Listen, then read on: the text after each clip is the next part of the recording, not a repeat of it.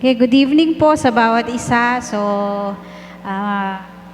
bago po tayo mag-start, ready na po ba tayong lahat? Medyo konti lang tayo, medyo maulan. Pero tsak may mga susunod pa dyan. Na-late lang. Baka nasarapan sa masyadong malamig na panahon. On the way na. Sige po, so tumayo po muna tayo para sa ating opening prayer. Yes, Lord. Hallelujah, Lord. Pinupuri ka namin, sinasamba ka namin, Panginoon, dinadakila ka namin. Maraming salamat po sa gabi na to na muli niyo po kaming pinagtipon-tipon upang manalangin, upang dumulog sa iyo, upang papurihan ka. Panginoon, sa oras po na to, nagpapakumbaba po kami sa inyo. Kung meron ka pong nakitang karumihan sa aming puso, sa isip, sa lahat po, Panginoon, maging naisip, nasabi o nagawa po namin, humihingi po kami ng kapatawaran, Panginoon, at nawa po pakalinisin niyo po kami mula ulo hanggang paa. Nawa po maging karapat-dapat po kaming lumapit sa inyong harapan para po dumulog sa mga panalangin po namin. At nawa din po, makita niyo din po na malinis yung puso namin na handang magpuri at sumamba sa iyo. Ikaw nga po yung manguna po sa amin, Panginoon, sa mga tatayo po dito. Ikaw po yung mag-empower sa kanila. Ang presensya po niyo po ang makita sa buhay nila, Panginoon, sa magdadala po ng iyong salita. Nawa po yung salita mo na nagagaling lamang po sa inyo ang kanyang maibahagi upang makatulong po talaga para po mas lumago po kami spiritually, Panginoon. Maraming salamat po sa buhay ng bawat isa. Patuloy niyo po kaming katagpuin sa oras na to, sa gabi na to, Panginoon. Patuloy na maranasan po namin ang iyong presensya sa aming kalagitnaan. Maraming salamat po, Lord, sa iyo po lahat ng pinakamataas na papuri, pasasalamat at pagsamba sa tanging pangalan na aming Panginoong Yesus. Amen. So, are we ready po na papurihan ng ating Diyos? Amen. So, sabi sa kanta, malaya. Malaya na nga po ba tayo? Malaya daw po tayo malayang sumigaw, malayang sumayaw, malayang lumipad. So, malaya po tayong pumalakpak, kumanta, sumayaw sa oras na to. Bigay po natin sa Panginoon ang pinakamataas nating papuri.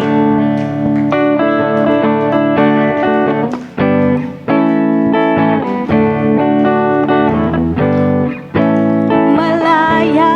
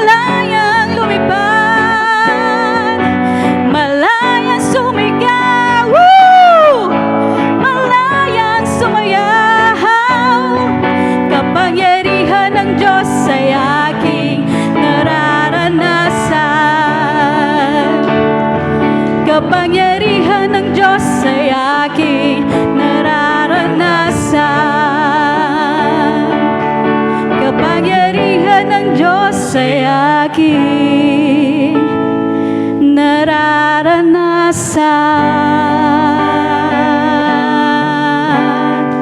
Hallelujah! Sabi po doon, malaya daw po tayo, pinalaya sa sakit, sa karamdaman. So kung ano man po yung pinagdaraanan natin ngayon, meron po tayong Diyos na kaya tayong palayain. Ano man po yan, idulog lang po natin sa Diyos. At makakasiguro po tayo na palalayain niya tayo sa lahat ng pagkabihag na ginagawa sa atin ng kaaway. Sabi naman po sa susunod na kanta, natagpuan ng iyong pag-ibig na dakila. Dahil totoo naman po, ang Diyos po yung unang nag-reach out po sa atin. Ganon po tayo kamahal ng Diyos. Kaya po niya tayo pinalaya, kaya po niya binigay yung kanyang bugtong na anak. Kaya po si Jesus ay namatay sa Kalbaryo dahil po sa sobrang pagmamahal niya. Para maging malaya po tayo, para po maging malaya sa kasalanan, sa lahat po ng tangka ng kaaway. Siya po yung nagpalaya, siya po yung nagbigay ng lubos na pagmamahal sa atin. Kaya patuloy po natin siyang sambahin at pasalamatan at papurihan.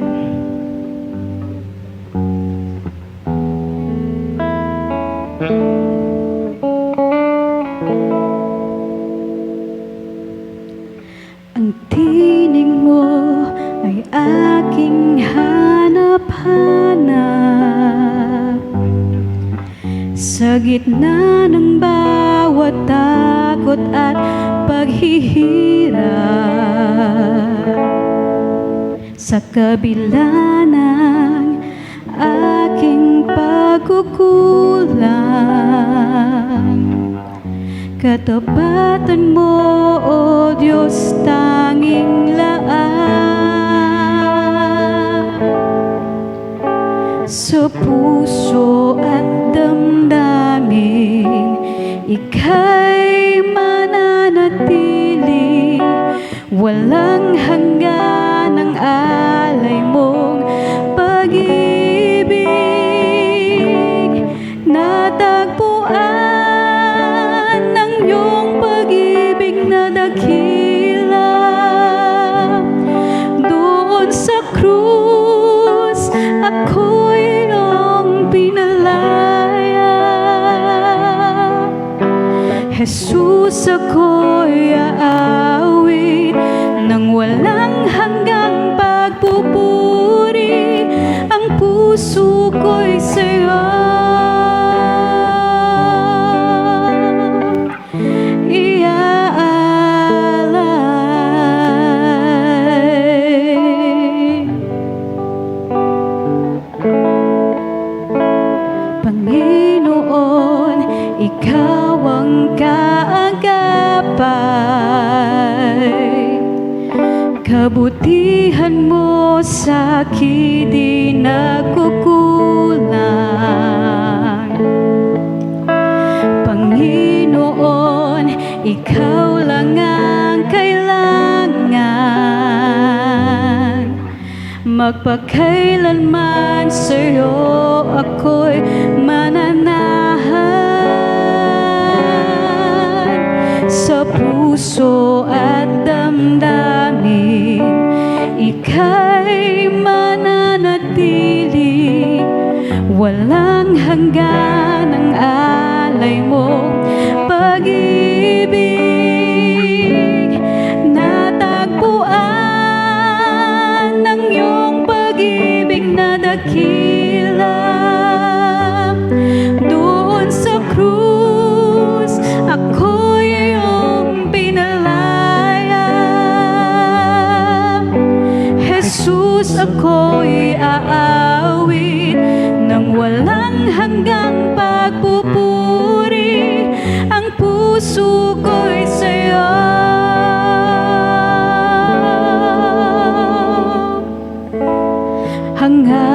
Hangad ko lang ang mamalagi sa presensya mo. Natagpuan, ako'y binago ng pag-ibig mo. Hangad ko lang ay mamalagi sa presensya mo, luwalhatiin ang pangalan mo. Hangad ko lang ay mamalagi sa presensya mo, natagpuan ako'y binago ng pag-ibig mo. Hangad ko lang ay mamalagi sa presensya mo, luwalhatiin ang pangalan mo. Hangad ko lang ay mamalagi sa presensya mo, natagpuan ako'y binago ng pag-ibig mo. Hangad ko lang ay mamalagi sa presensya mo, luwalhatiin ang pangalan mo. Luwalhatiin ang pangalan mo. Luwalhatiin ang pangalan mo.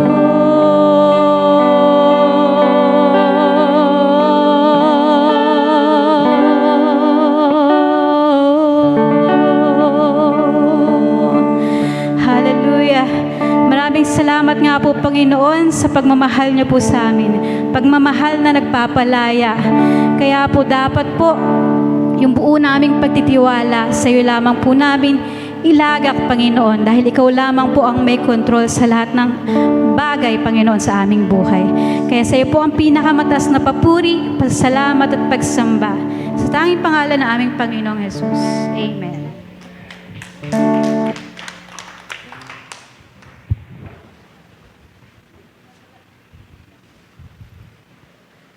Sige po, habang inaano po ni Sister Lynn, baka po merong gustong mag-testimony po sa inyo, malaya po kayong makapunta dito sa harapan para i-share nyo naman po kung ano yung blessing na natamo nyo from God. Meron po bang gustong mag-testimony? Sa ating mga kabataan na natutuwa ako't nandito, baka gusto nyo magpasalamat, huwag na kayong mahiya. Pag daw kayo nahiya nyo si Lord, papakakaya din daw niya kayo. Sino pong gustong magpasalamat? Sige po, unahan ko na para may buwan naman Ayun, nagpupuri ako, nagpapasalamat sa Diyos kasi ayun, although umuulan, nandito pa rin tayo, hindi natin pinapabayaan yung pagtitipon kagaya nito. So, sana po mas marami pa po yung makasama natin dito kahit na anong kalagayan or sitwasyon ng panahon man yan or ng buhay. Tsaka maraming salamat din po sa kalakasan na binibigay sa atin ng Diyos. Lalo na po sa mga kasama natin dito na medyo young once upon a time.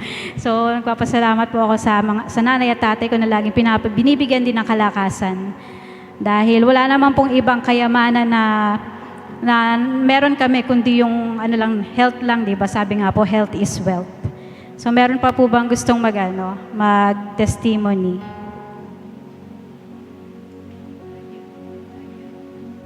Malaya po kayo, malayang malaya.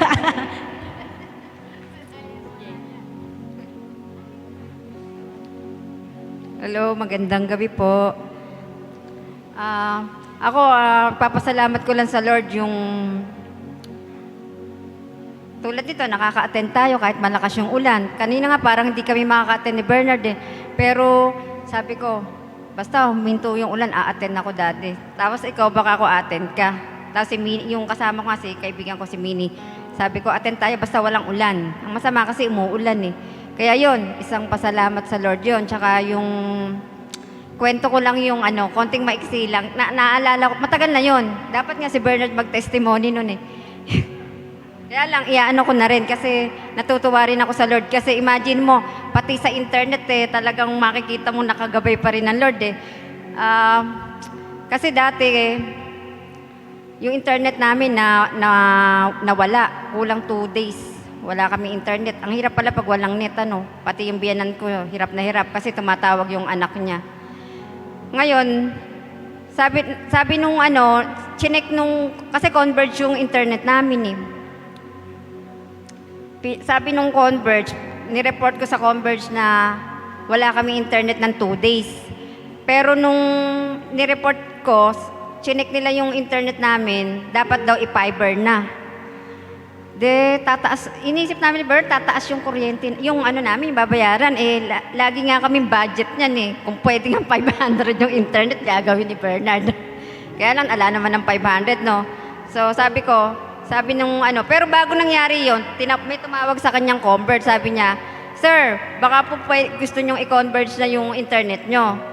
Sabi ni Bernard, "Magkano ba eka yung Converge?" 1,300 daw. 1,000 lang yung budget namin sa internet. Ay, wag na eka, wag na. Hanggang sa nasira nga ng mga ilang buwan. 2 days kami nawalan. Tapos nung chinek nung Converge, sabi nung Converge, sir, iko-converge na. Tataas eka. Sabi naman ng biyanan ko, kahit eka tumaas kasi naranasan niyang walang internet, kahit daw tumaas. Kung naman hindi pa okay, papalitan na raw niya ng ibang line.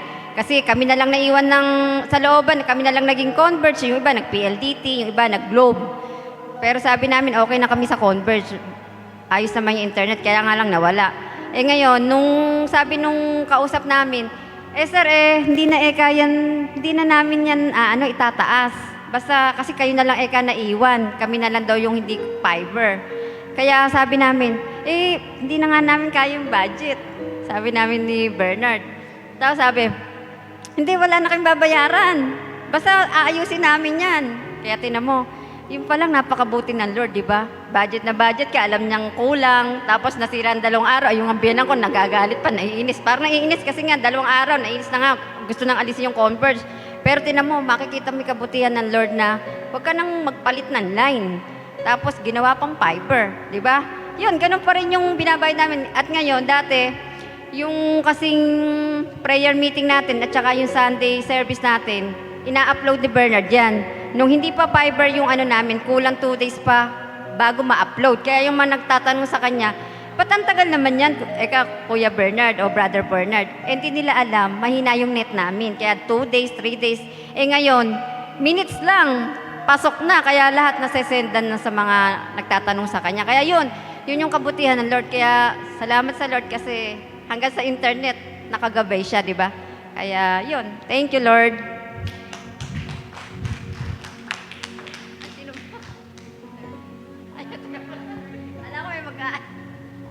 Ayun, salamat po sa mga testimony na nakaka-encourage sa atin. No? Kahit sa simpleng mga bagay, minsan hindi natin yun masyadong pinapansin, pero thinking deeper ay nakikita po natin talaga yung pagkilos ng Panginoon. So bago po tayo magsimula po sa ating pong pag-aaral ay let's pray po muna. Father in heaven, we thank you Lord for today. Salamat po Panginoon sa maghapong pag-iingat, sa pagre-restore ng aming kalakasan. And Lord, sa patuloy na proteksyon na iyong pinagkakaloob sa amin. Lord, ngayong oras na ito, we pray na samahan niyo po kami. Lord, give us your wisdom, your guidance. Na Panginoon, buksan mo ang aming mga puso't isipan upang ang aming pong pag-uusapan ay aming maisa puso, maisa buhay. Magamit namin ito, Panginoon, bilang gabay sa aming pang-araw-araw na buhay. Lord, speak on my behalf. Kayo po, Panginoon Diyos, yung siyang manguna. Lord, kung sa aking kakayahan, wala po akong magagawa. Bagkus, Panginoon, itinatalaga at pinagkakatiwala ko po sa inyo, Panginoon, yung amin pong pag-aaral ngayong gabi. At alam po namin na ang iyong pagkilos, ang iyong pag-iingat at ang iyong pagsama sa amin ay amin pong mararanasan. Salamat po sa mga kapatiran na idinako mo rito at alam po namin na hindi ito aksidente. Bagkus, Panginoon, you have plans na palalimin ang bawat isa sa pananampalataya. Kaya, Panginoon, maingat po namin binabalik sa iyo ang pinakamataas sa papuri at parangal sa pangalan ni Jesus. Amen. Okay, so good evening, magandang gabi sa ating lahat. So ang atin pong pag-uusapan ngayon ay growth in spiritual formation. So pagka sinabi natin growth, alam naman natin yan, physically, hindi naman tayo nananatili na bata. So kailangan nating lumaki, may dinadaanan tayong proseso physically, yung ating katawan ay hindi rin siya nananatili na baby. Kasi kung makikita nyo, ang baby po ay proportion yan. Kung ano ang sukat ng kanyang ulo, ganun ang sukat ng kanyang katawan at yung kanyang paa. Kaya parang mahahati siya sa 3 or 4. Pero pagka tayo lumaki, syempre mas maliit yung ulo, yung katawan, so ganyan po, no? So, ang atin pong Bible verse ay nagmula sa 2 Corinthians chapter 3 verse 18. At dahil naalis na ang takip sa ating kaisipan, nakikita na natin ang kapangyarihan ng Panginoon. At ang kapangyarihang ito ay mula sa Panginoon na siyang banal na spirito, ang siyang unti-unting bumabago sa atin hanggang tayo'y maging katulad niya. So yung kapangyarihan po ng Panginoon sa pamamagitan ng banal na spirito, ang bumabago sa atin hanggang tayo ay maging katulad na po ng ating Panginoon. Balikan po natin, spiritual formation. Sa isang formation po kasi, ay nagkakaroon ng pagbabago. Kung kayo ay napasok na sa isang kuweba, di ba may stalactite, yung nasa itaas. Di ba minsan, kung may papapasok kayong kuweba, ang ganda ng formation. Korting kalabasa, korting chandelier na hindi natin maiisip na bakit yung mga drips, yung mga patak-patak ng tubig na yon, pag naipon over time, ay nakikreate yung napaka-amazing and wonderful na creation na yon. No? Pero yun ay nagmula lang sa drip or sa patak-patak ng tubig na galing dun sa itaas. Stalagmites naman po yung nasa ibaba. No? Na minsan, iba-iba rin yung korting niya na nakaka-amaze. Minsan, nagiging siyang korting cathedral or korting animals na hindi magagawa ng tao. So, there is a power, there is a nature behind it, and we believe na yung mga beautiful creation na yon ay galing sa Panginoon. Sabi ko nga po, even the simplest things ay napaka-amazing pagka po nalaman natin at naramdaman natin na ito po ay nagmumula sa ating Panginoon. Now, ano ba yung spiritual formation? So, sabi dyan, paglago ng relasyon natin sa Diyos. So nakakatuwa na kung ang isang bata ay nagkakaroon na ng personal na relasyon sa Diyos, no? Na nurture or napapalaki niya, napapalago niya, napapalalim niya ang kanyang relasyon sa Diyos. Kasi at his or her young age, nag-guide na siya talaga ng maayos, no? Even sa kanyang simpleng pagpaplano sa buhay ay nai-commit niya ito sa Panginoon. So paanong paraan ba tayo nagkakaroon ng spiritual formation, no? So sa pamamagitan ng pagsunod sa aral at halimbawa ng Panginoong Jesus, napakaraming aral na mababasa naman talaga natin. Jesus uses parable, Jesus uses simple story na talagang kakapulutan natin ng spiritual na pagkakatuto natin. Okay. So, ang isang Kristiyano raw na nagkakaroon ng spiritual formation ay may mga aspeto na lumalago sa kanyang pamumuhay bilang Kristiyano. So, hindi tayo mananatiling baby, hindi tayo mananatiling milk lang ang kinakain, mababaw lang na turo ang kayang tanggapin. Even yung paglalim at yung mga komplikado na aspeto ng ating spiritual na buhay ay nauunawaan natin through the guidance of the Holy Spirit. So unang aspeto ng isang Kristiyano na meron ng spiritual formation, una ay ang growth in faith. So ito po ay isang napakahalagang aspeto ng isang Kristiyano, yung pananampalataya, no? Kasi ito yung seed, ito yung buto na tutubo sa ating puso, no? Okay, so sabi nga po, now, faith is confidence in what we hope for and assurance about what we do not see. Mababasa po natin yan sa Hebrews chapter 11, verse 1. Meron nga pong kwento at alam ko narinig na ng karamihan sa atin sa isang community na sobrang drought o walang pag-ulan silang nararanasan. So yung congregation ay nanalangin. Sabi nung pastor, sige, manalangin tayo ng ulan. So lahat sila ay nagkaisa ng pananalangin. Pero isa lang ang naghanda. Yung isang bata ay may dalang payong. Kasi nandun yung kanyang confidence, nandun yung kanyang faith, nandun yung kanyang hope na sasagutin yung kanilang panalangin. Nanalangin nga ng ulan, hindi naman naghanda.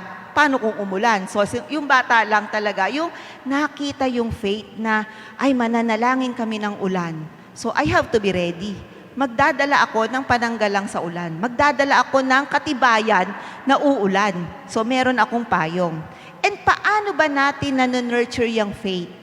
No, hindi naman kasi po pwedeng isang beses ka lang nakapakinig ng ng isang preaching ay mataas na agad ang faith mo. So sabi sa Romans 10 verse 7, so faith comes from hearing and hearing through the word of Christ. Hearing, tenga, nakakarinig sa mga nag-share sa atin. And we can also hear the word of God by reading the Bible. Kasi pag nagbabasa tayo, eventually mararamdaman natin na kinakausap na tayo ng Panginoon through His Word na nasa Biblia po. So, ang bawat isa po sa atin na Kristiyano, inaasam talaga natin na lumalim tayo sa pananampalataya. Kasi pagka malalim ang ating pananampalataya, kahit anumang pagsubok po yung ating mararanasan, maaaring dumaan tayo sa mga maigsing panahon na tayo ay nalulungkot, parang nade-depress, no? Nagkakaroon tayo ng anxiety, pero nagre-rebound kasi mas malakas po ang ating pananampalataya. Another aspect po ng pamumuhay ng Kristiyanong lumalago at kita sa spiritual formation ay ang growth in love. So, marami naman po tayo mga alam na siguro na verse, no? Na may kinalaman sa love. So, sabi nga, pagtatag at paglalim ng pagmamahal sa kapwa. No? Hindi lang natin mamahalin yung equally nagmamahal sa atin. Mas mahirap nga pong mahalin yung hindi tayo mahal. Pero utos po sa atin na we should love others as we love ourselves. Mas madaling mahalin yung kapamilya mo, kapatid mo, kasama mo sa church. Pero yung iba talaga, doon nasusubok yung lago, yung spiritual formation po natin. Dahil po ang pag-ibig ay aksyon ng pananampalataya. Kung kiniklaim natin na, may faith na ako kay Lord, naniniwala na ako sa Kanya, meron na akong personal na relasyon sa Kanya, pero hindi pa nagmamanifest sa ating aksyon ng pagmamahal sa iba, yung pag-ibig natin sa iba, medyo, questionably pa, no? So, yung pag-ibig natin will translate into action ng pananampalataya. And then, madali ang pagkakaunawaan at pagpapatawad. Kumbaga, parang sinasabi natin, sige, ako naman yung nakakaintindi. Ako na lang mag-a-adjust. Baga, hindi na big deal sa iyo, hindi ka na ganun ka-sensitive, hindi ka na parang makahiya na pagka nasaling ka ng bagya, ay titiklop ka na, magkakaroon ka na ng trust issues, magagalit ka na sa kapatiran mo o sa kahit sino, no? So, kasi yung puso po natin ay nababalot na ng pag-ibig. Yung puso natin ay lumalaki na sa pag-ibig natin sa kapwa. At yung pag-ibig po na yon ay dumadaloy sa atin mula sa ating Panginoon na kailangan naman po nating i-share or kailangan nating ibigay sa iba. Another aspect po ng pamumuhay ng Kristiyano ay ang growth in holiness. So we are not perfect, but we must grow in perfection because our God is a perfect God. So, hindi na po tayo dapat na, I am still in process. Baka naman po napakatagal na natin. Puro pa tayo, I am a work in progress. I am a work in progress. Para pagka konting bagay, I am a work in progress. Ginagawa na lang nating dahilan. No? Masyado nating inaabuso yung I'm still in progress, work in progress. Huwag nating abusuhin yun. Masyado na siyang used and abused. Kasi kailangan makawala po tayo doon sa aspeto na we are still work in progress because we have to be mature. We have to grow in holiness. Paano to? Sa pamamagitan ng pakikipag-usap sa ating mga kilos, sa atin pong mga ginagawa. Nakakatawa nga po pagka minsan nasa isang gathering, parang makikita mo, ay teacher siya. Bakit? Kasi may gesture siya na kitang-kitang teacher. No, parang ganon. Yung kumbaga, alam na alam mo sa among the crowd na, ito teacher to. Kasi nakikilala namin kasi teacher kami. Na nadidiscern namin na, ay teacher to. So, ganon din tayo sa ating kapwa Kristiyano.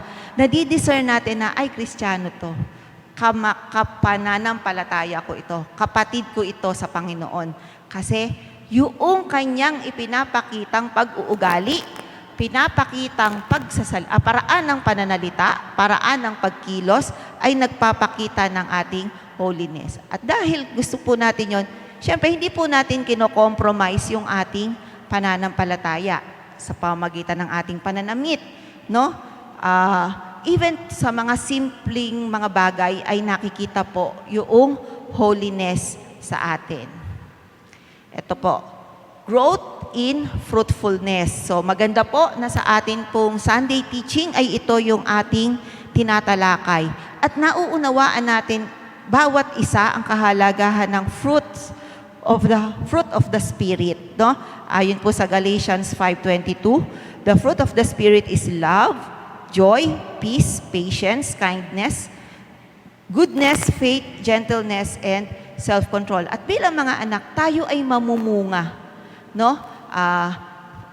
Maganda at talagang gusto natin po na mamunga tayo in terms na makapag-share tayo ng Word of God sa iba, makapagdala tayo ng mga bagong makakakilala sa Diyos, magkakaroon ng relasyon sa Kanya, madadala natin sa church upang siya man ay magkaroon ng relasyon sa Panginoon at makakilala. So, yun yung isang magandang bunga na inaasam po natin, no?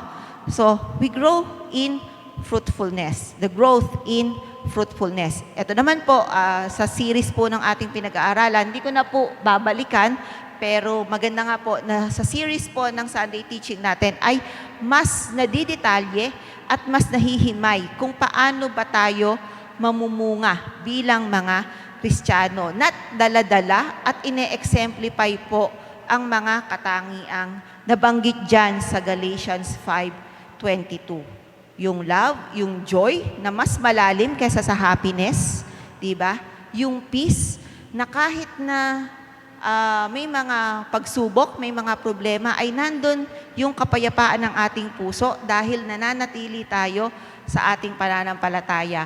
No, minsan pagka dumarating tayo sa aspeto na ay yung budget natin ay medyo umaano na, medyo shaky na, 'di ba? Ano ang sinasabi natin? God will provide. Kasi nandun yung pananampalataya natin that God will provide. No, yung patience, hindi na siguro tayo masyadong magagalitin, ano? Kumbaga, pag nainis tayo, pagka nahimasmasan tayo, baliwala na. Kumbaga, siguro may pinagdadaanan lang si brother ganito, si sister ganyan, kaya nasabi niya yon. Tapos, tayo rin naman ay nagre-reach out doon sa mga iba. Kindness, yan. Goodness, faith, gentleness, and self-control. Another one is growth in commitment. No? Saan ba tayo mga nagko-commit?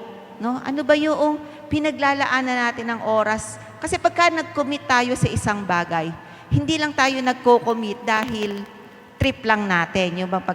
Yung ningas kugon, hindi ko na pala gustong kumakanta, hindi ko na pala trip yun. Ayoko na palang mag-media-media, nakakainip pala yun. Ayoko na nga mag-sound system kasi lagi namang sira yung sound system, nakukonsumi lang ako nai-stress. Pero dahil nandun yung commitment mo, kahit kukulog-kulog yung materyales at yung mga gadgets natin, ay nandoon pa rin yung commitment mo na gagawin mo pa rin yung the best mo dahil yun yung ministry na gusto mo na maipakita mo yung the best mo para sa Panginoon. Sabi nga, God does not expect us to be the best, but He expects us to always give our best. No? Kung ikaw ay nagluluto, sarapan mo na. Kung ikaw sa pamilya lang, pagka maghahain ka, gandahan mo na para andun yung commitment mo na, ay gusto ko masyahan yung mga anak ko, yung pamilya ko sa iyahain ko, kahit na lang ito ay langgunisa, gagandahan mo yung presentation, lalagyan mo na lang ng kamati sa gitna, no? para po maayos. So sabi nga, so then, whether you eat or drink or whatever you do, you may do all for the honor and glory of God. So 1 Corinthians 10:31. So kung ikaw ay nagtatrabaho, kung ikaw ay nagwe-welding, be the best welder. Kasi babalikan ka ng customer, ay mahusay tumarbaho yun. Kasi nung nagpa-welding ako minsan ng gamit namin sa bahay, maayos. O kung ikaw ay labandera, be the best labandera. Ay, sa kanya ako lagi magpapalaba kasi ang linis-linis ng damit at saka nakaiwan ako ng pera, hindi niya, binigay pa rin niya. No, ibinalik niya. Minsan nga sa atin, sa bahay, pag nagsasampay tayo, hindi lang tayo nasisyahan nung isasampay mo yung may short dito, may pantalon dito, may kung ano-ano gusto natin. Kung short yun, short lahat. Pantalon, pantalon lahat.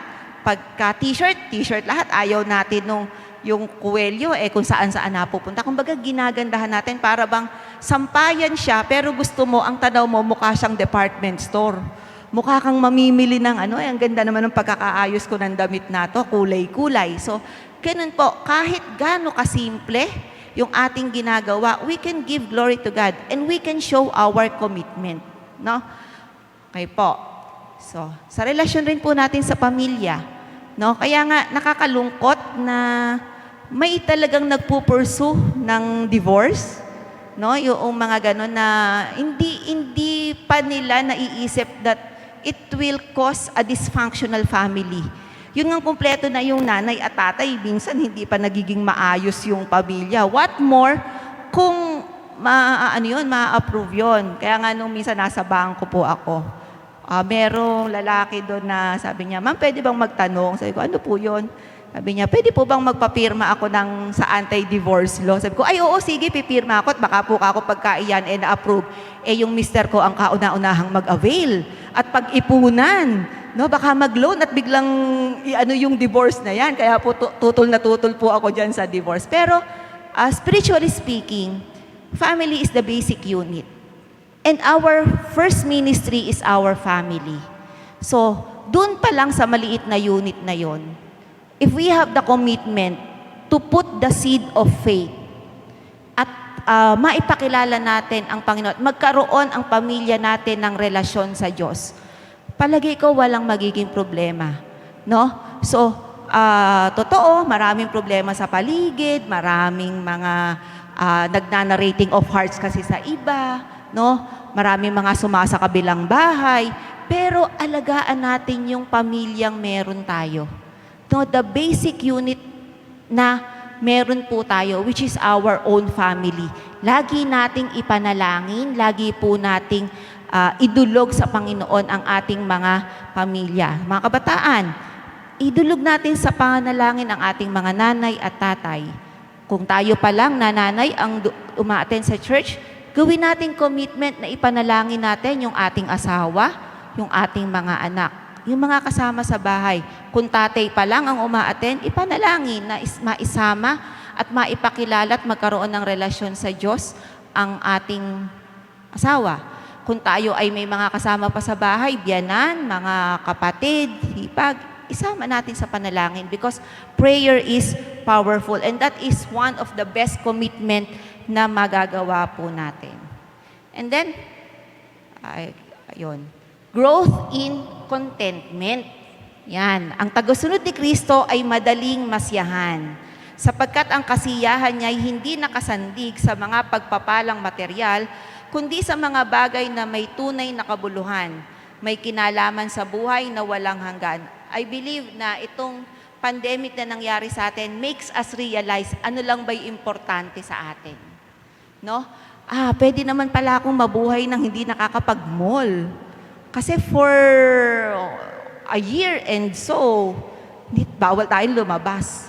Pero basta may pagkain tayo sa bahay, nakakasurvive tayo, di ba? Ay, hindi ko naman pala kailangan ng bumili ng damit birthday ko. Birthday mo, hindi ka nakapaghanda. Pero okay pa rin. Kasi mas na-appreciate natin yung gift of life. Mas na-appreciate natin na nung panahon na yon, hindi po tayo tinamaan ng sakit. At na-appreciate natin noon na dahil nakulong tayo sa bahay, bawal tayong lumabas, na-appreciate natin yung presence ng ating mga kapamilya. Na buti na lang kasama ko. Kasi talaga naman nun, di ba, pagka tinamaan ka ng sakit, after 2 days o after 7 days, uwi ka abo. Uwi ka nasa garapon, no? Di ba noon yon? Pero we come to realize na, ito pala yung mga importante. Nito rin po, ikwento ko lang, i-relate namin sa school.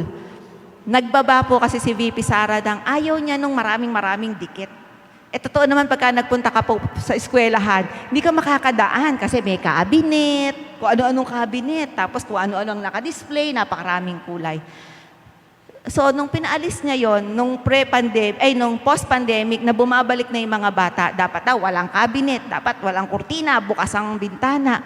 Oo nga pala, pwede naman pala yun. Mas maluwag palang nakakakilos yung mga bata dahil walang sagabal sa kanila, hindi yung nanggigilid dahil hindi ka makaraan-raan, no? So, contentment. Kasi, ang daming pleasurable things na umuokupa ng ating mata. Ang ganda nito. Tapos, ang dami nating nababasa, ang dami nating napapanood na mga, ang sarap ng food na ito. No? Ang sarap sigurong pumunta sa ganito, ang sarap mamasyal sa ganito. Pero, as Christians, let us be contented, no? At ano ba yung mga may kabuluhan lang? Sa buhay Kristiyano, ang may pinakatunay na kabuluhan ay may kinalaman sa buhay na walang hanggan. Kasi all our possessions for today, all our titles, kung ikaw man halimbawa marami kang mga titulo sa buhay mo, kunwari ang pangalan mo Maria Gracia Corazon Lopez, tapos meron kang LPT, tapos nagtapos ka ng doktor, meron ka pang PhD, tapos nagtapos ka pa ng attorney, meron ka pang attorney rin. Pakaraming letter na nakadikit sa iyong pangalan. Pero pagka ikaw ay nalubog na 6 feet below the ground, basa-basahin na lang yung, minsan nga natatakpan pa ng damo. Pero, gusto naman talaga ng Panginoon na ma-enjoy at maranasan natin yung mga pleasurable things dito, but not to compromise our spiritual life and our commitment and our faith to God. No?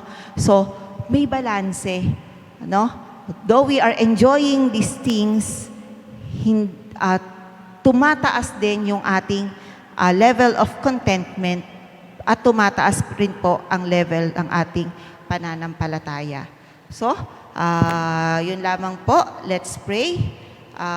Panginoon, marami pong salamat sa oras na ito na ipinaalala mo sa amin, Panginoon, yung mga aspeto ng aming buhay na mga Kristiyano na dapat magkaroon ng spiritual formation, ng paglago, pag-improve, Father God. Lord, we ask forgiveness kung may mga pagkakataon at maraming mga oras kami na nagugugol na hindi namin ito na-appreciate, hindi po namin ito nabibigyan ng pansin. Lord, we pray na kayo po yung siyang patuloy na kumilos sa aming buhay. Patuloy mo kami, Panginoon Diyos, na iayos, just like a potter na inaayos mo, ang gusto mo yung we will be in perfection dahil you are a perfect God. At alam po namin, Panginoon, na kayo po yung siyang maggagabay po sa amin sa lahat po ng aspeto ng aming buhay. Lord, we pray that our faith be deeper, Panginoon, para po lalo kaming laging manampalataya at umasa sa iyo. Marami pong salamat, Panginoon. Maingat po namin binabalik sa iyo ang pinakamataas na papuri at parangal sa pangalan ni Jesus. Amen.